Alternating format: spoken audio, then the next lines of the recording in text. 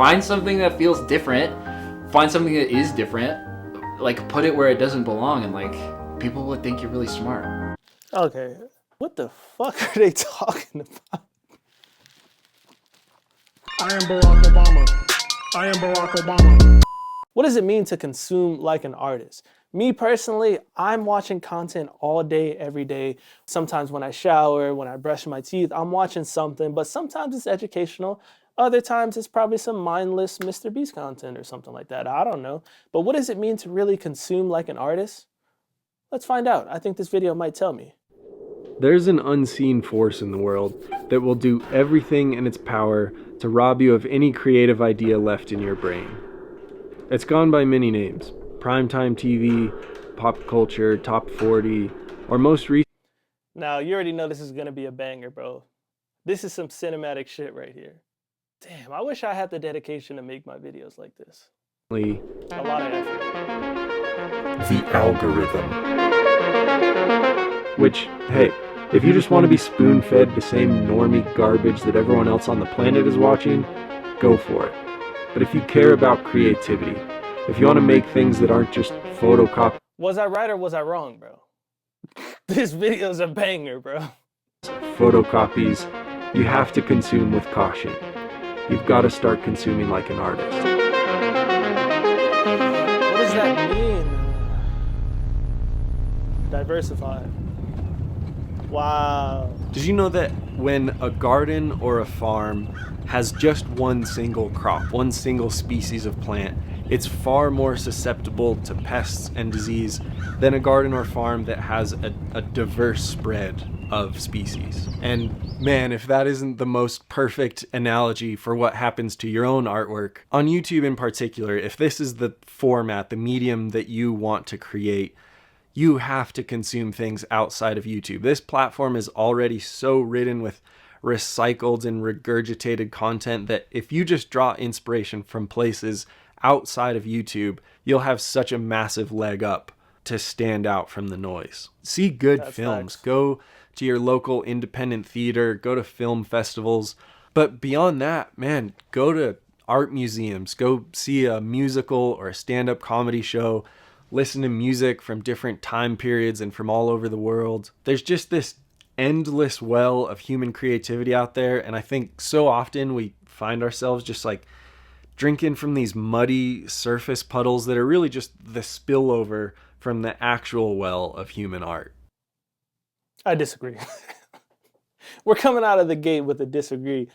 Let's give the video some more time. I get what he's saying, but as a commentator of this said content, who's only watching YouTube, bro? Like, isn't everybody watching things on everything? I could be wrong. You guys tell me, are you guys only watching YouTube? It could be a good point. Maybe there are people that are specifically Mr. Beast every day. I'm kind of like a baby Ninja Turtle that just had the ooze spilled on me, but thankfully, I have a friend who's like the master splinter of all of this. One time I heard a quote that just said creativity is combining two things that don't belong together. That's all it is. And I feel like that unlocked everything I've ever done. Man, that's such a simple prescription for being a creative person, is just finding these two things that have no business being like fused together and then finding some weird thing to like tie it together. And you look like this big creative genius because you just took this very simple formula. Like, let me tell you a story, okay? I went to this like co-op like preschool thing, and we were doing the thing where you build the tallest tower out of marshmallows and toothpicks.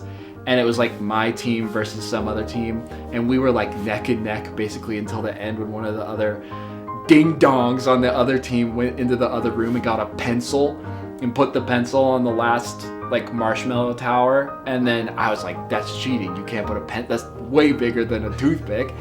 And the teacher was like, oh, that's a lesson in life. You gotta be resourceful or whatever. And so they won.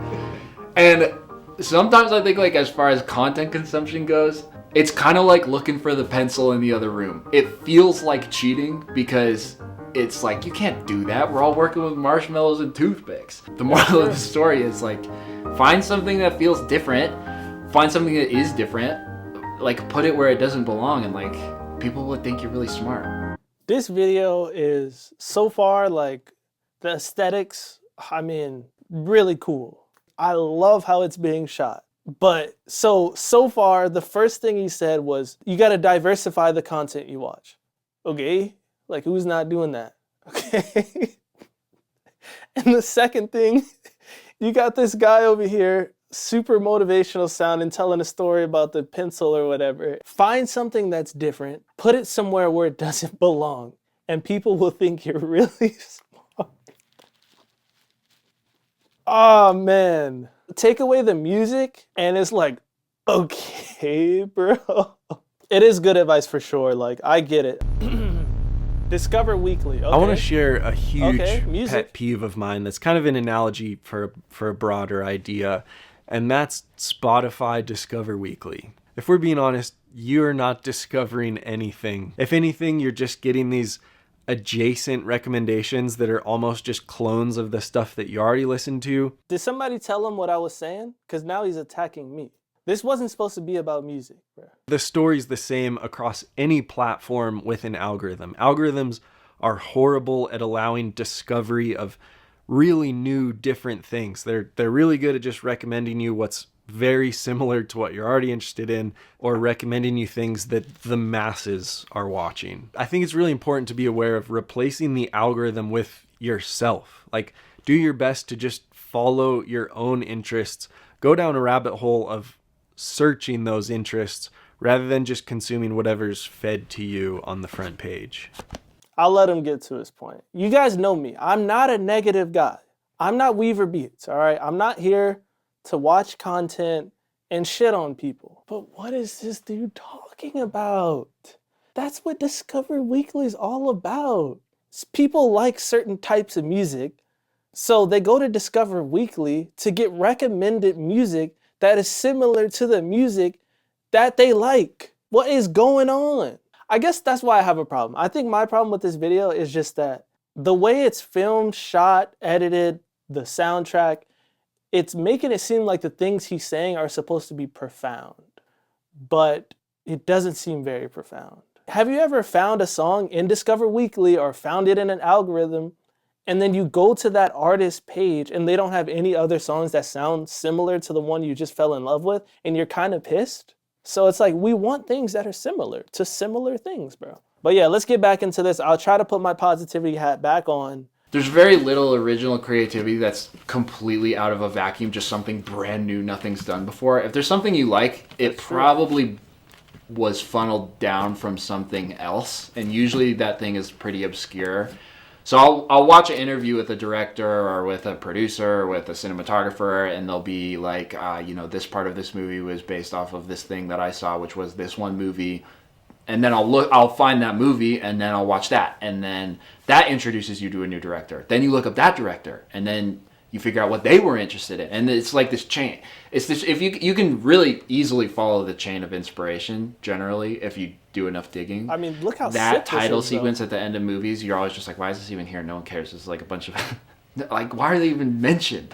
They're just basically in a box somewhere, behind a computer, in a cubicle, and old man Disney's standing over them with a whip saying, okay, more toys in the Toy Story movie. But they all have tastes, and their taste is what made Toy Story in the first place. I get it. It's just two dudes having fun, guys. You know, maybe what they're saying isn't profound to me, but it has its place. Dude, who made Toy Story? Who's the director of Toy Story? Nobody knows. I don't fucking know, dude. I don't know. But if Toy Story was my business, I would find out. I would find out who named Lotso. I would find out. Never mind. They're having all of these creative things that you like are the byproduct of human creativity. Part 3, turn it off.